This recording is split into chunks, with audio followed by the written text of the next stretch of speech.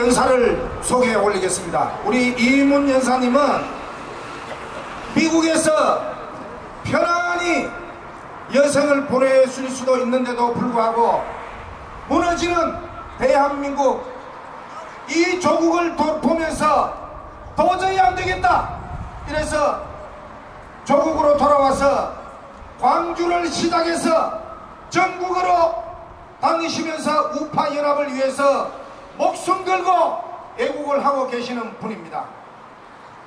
우리 이희문 연사님께 힘찬 박수로 연산으로 모시겠습니다.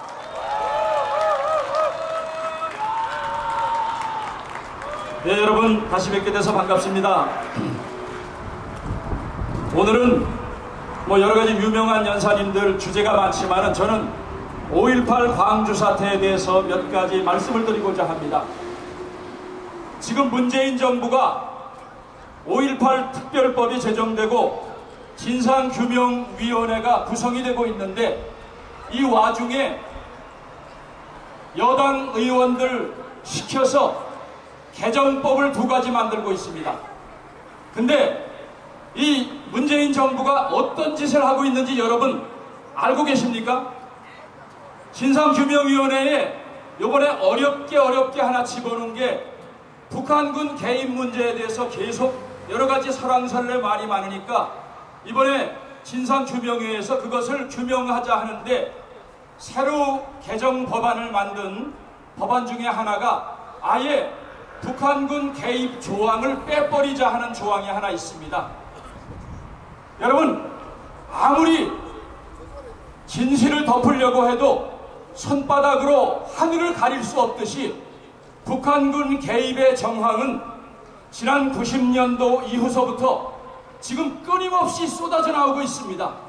그래서 그것은 아무리 법을 개정하고 바꾸려고 해도 덮을 수가 없습니다. 그보다 더한 것은 바로 5.18 특별법 개정 가운데 하나는 이제 5.18은 단순하게 광주 시내 하나에 국한된 문제가 아니다. 그리고 또 떠나서 5.18의 그 1980년 5월에만 국한된 문제가 아니라 시대를 초월해서 5.18 정신을 헌법에 집어넣겠다 하고 5.18 유공자 명단 가운데 이번에 나온 명단이 약 5천여 명 됩니다. 그러나 저희가 입수한 정보에 의하면 5천명은 아무것도 아닙니다. 여러분 5.18 유공자 이들이 드러내기를 꺼려하는 그 유공자가 얼마나 되는지 여러분 아십니까? 8만 명이 넘습니다. 놀라시지도 않네요. 8만 명이 넘습니다. 바로 이들의 명단이 드러날까봐 지금 수단과 방법을 가리지 않고 5.18 특별법을 다시 진상규명위원회 시작도 하기 이전에 개정을 해서 아예 삭제하려고 하지만은 그러나 수많은 정보들이 쏟아져 나오고 있습니다.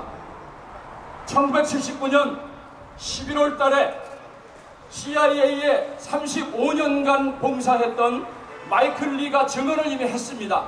자기가 비엔나에서 동구권 첩보망을 통해서 첩보를 입수했는데 그 다음 해 1980년 여름경에 대대적인 남한에서 소요 사태가 있는 것을 준비해서 북한에서 전면 남침을 준비하고 있다. 그래서 특수군을 훈련시키고 있다.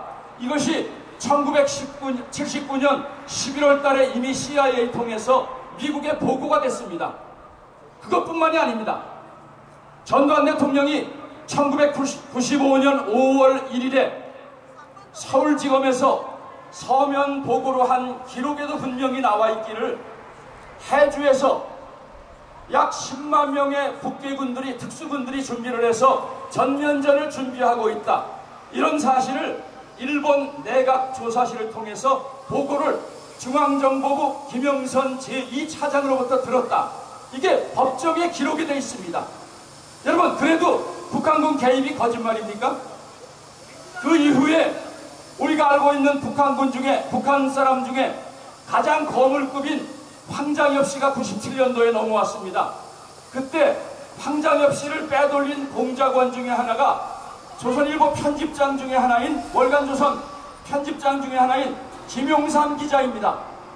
김용삼 기자가 2013년에 증언하기를 황장엽 씨에게 받은 메모 쪽지, 96년도에 11월 10일 날 받은 메모 쪽지에 황장엽 씨가 이렇게 기록했다고 했습니다.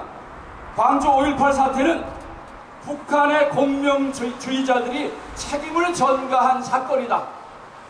또 황장엽 씨하고 같이 넘어온 김덕홍 씨는 자기가 아는 사람들, 많은 사람들 중에 노동당 대남 부서에 있는 고위직들이 광주 사태가 일어난 이후에 일제히 훈장을 받았다.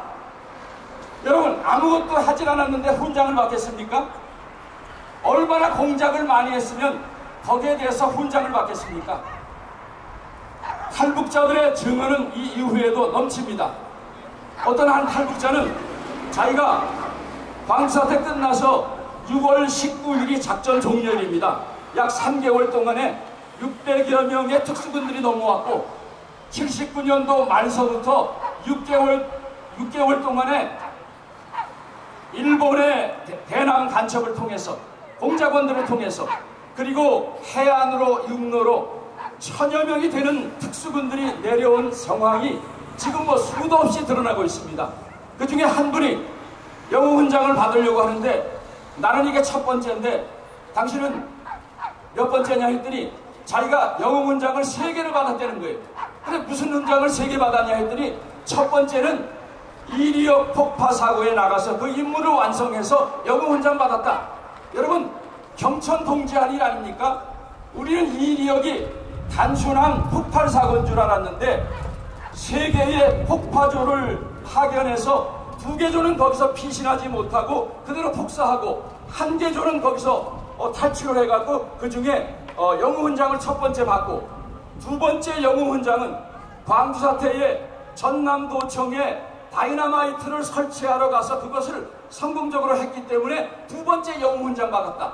세 번째 영웅훈장은 뭐냐 했더니 버마 아웅산 사건, 전두환을 죽이려고 이놈들이 국립묘지에 폭탄 테러를 가했죠. 여러분, 정황이 짐작되지 않습니까? 지난 70년 넘게 대한민국에 일어난 크고 작은 사건은, 여러분, 여기에서 일어났던 부마 사태도 순수한 민주화 운동이 이루어졌지만은 사북 사태, 부마 사태, 광주 사태, 모든 사건에 북한군이 개입되어 있고 간첩들이 개입되어 있습니다. 사람들은 이런 얘기를 합니다.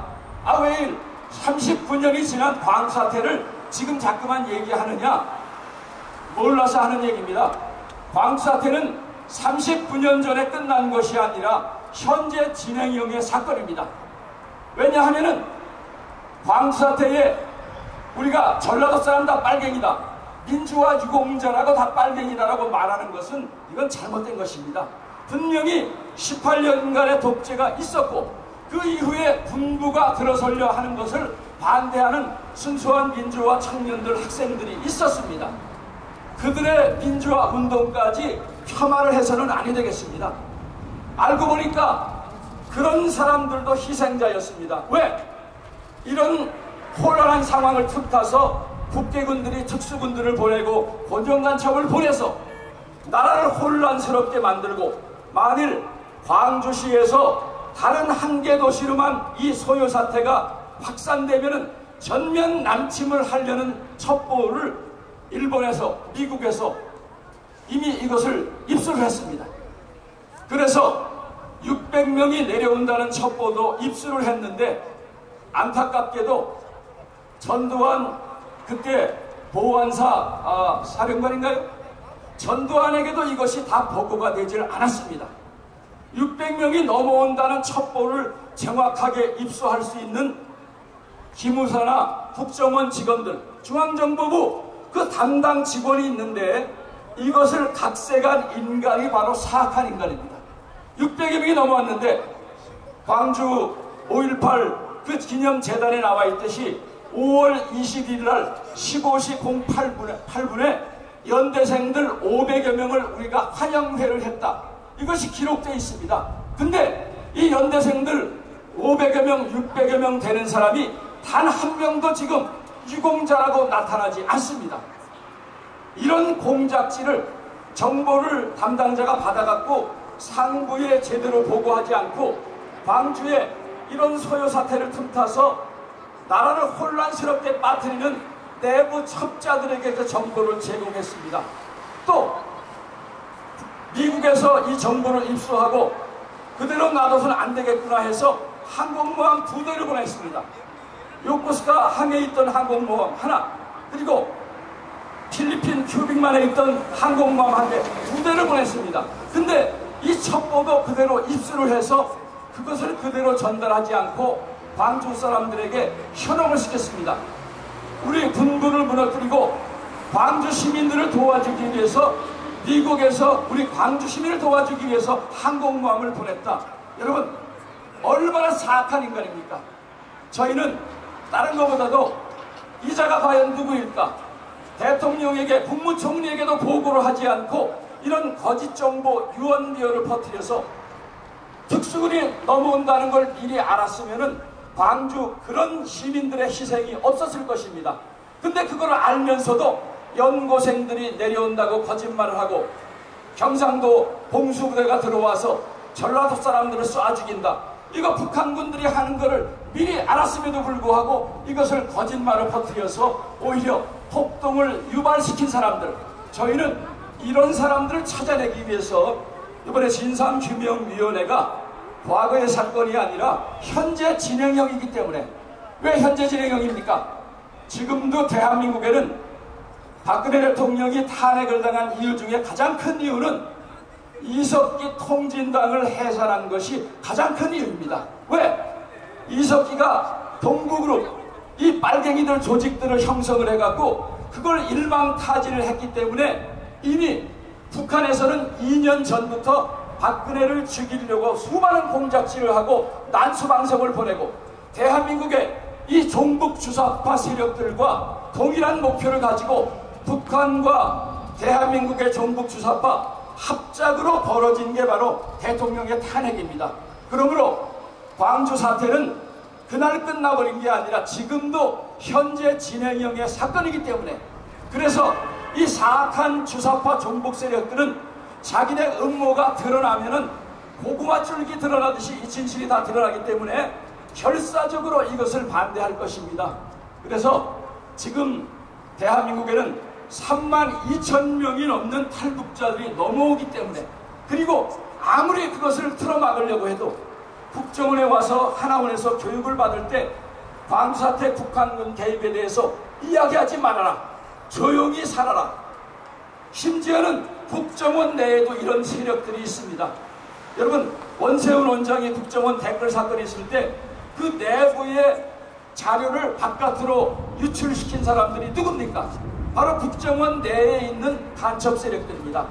이렇게 대한민국에는 8만여 명이 넘는 소위 민주화 정신에 부합하는 자란 이런 가짜 유공자들이 진짜 유공자까지 도매금으로 넘기고 있습니다. 그래서 저희는 이것이 어느 한 개인이나 단체가 할 일이 아니라 우리 모든 사람들이 합해서 해야 될 일이기 때문에 광주 민주화운동, 그리고 특별히 그 중에 하나가 유공자 명단을 공개하고 유공 내용을 공개하지 않은 법적인 투쟁을 벌이고 있습니다. 지금도 우리 단체의 젊은 청년들이 광주에 내려가서 7개월 동안에 이 일을 벌이고 있는데 광주 시민들이 양심선언이 나타나고, 왜?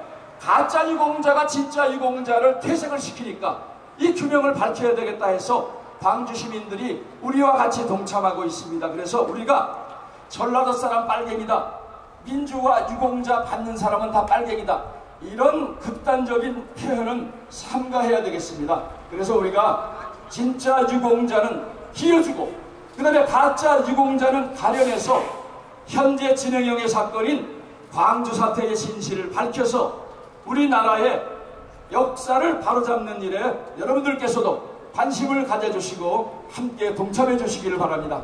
감사합니다.